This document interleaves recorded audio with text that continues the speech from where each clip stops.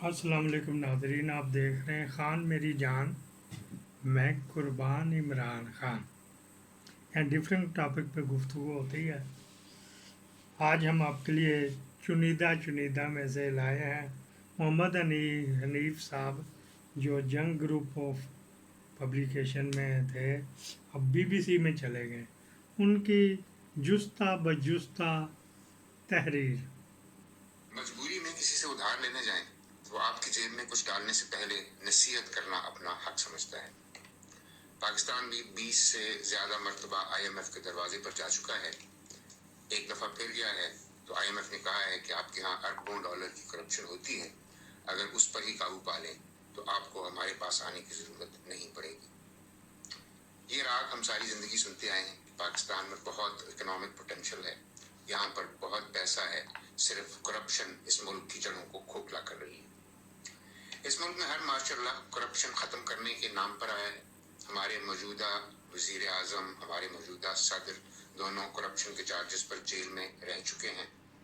سابق وزیر اعظم عمران خان جو اسی کرپشن کو ختم کرنے آئے تھے، وہ بھی جیل میں ہیں، الزام ان پر بھی کرپشن کا ہے۔ عوام کہتی ہے ہماری افسر شاہی کرپٹ ہے، تو افسر شاہی کہتی ہے کہ اس کام پہ تو ہمیں سیاستدانوں نے لگایا ہے۔ سیاستدان پہلے کسی اور طرف اشارہ کرتے تھے، اب صرف یہ کہہ دیتے ہیں کہ اگر ہم کرپٹ ہوتے تو عوام ہمیں منتخب ہی کیوں کرتے، اور اگر عوام یہ کہتے ہیں کہ ہم نے منتخب نہیں کیا تو کہتے ہیں کہ یہ سارے عوام بھی کرپٹ ہیں۔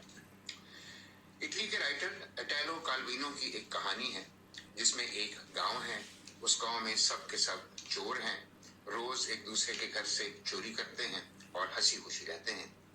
پھر ایک ایماندار شخص آ جاتا ہے جو کہتا ہے کہ میں چوری نہیں کروں گا۔ اس کے بعد گاؤں کا امن تباہ ہو جاتا ہے، کسی کو کچھ پتہ نہیں چلتا کہ کون کس وقت چوری کرے گا، اور پورے گاؤں والے ایک دوسرے کو چور چور کہنے لگتے ہیں۔ پاکستان کی معیشت کا پہیہ بھی شاید کرپشن کے موبل آئل پر چلتا ہے۔ آپ نے دیکھا ہوگا کہ جب بھی کرپشن کے خلاف کریک ڈاؤن ہوتا ہے، جب سیاستدانوں، سیٹھوں اور افسروں کے گھروں پر چھاپے پڑتے ہیں تو کرپشن ختم نہیں ہوتی، کرپشن کا ریٹ بڑھ جاتا ہے۔ اسی طرح کسی محکمے میں کوئی ایماندار افسر آ کے بیٹھ جائے تو کرپشن پھر بھی ختم نہیں ہوتی، محکمے کا کام ٹھپ ہو جاتا ہے۔ ناجائز کام کو تو چھوڑیں، جائز کام والی فائل پر بھی کوئی دستخط کرنے کو تیار نہیں ہوتا۔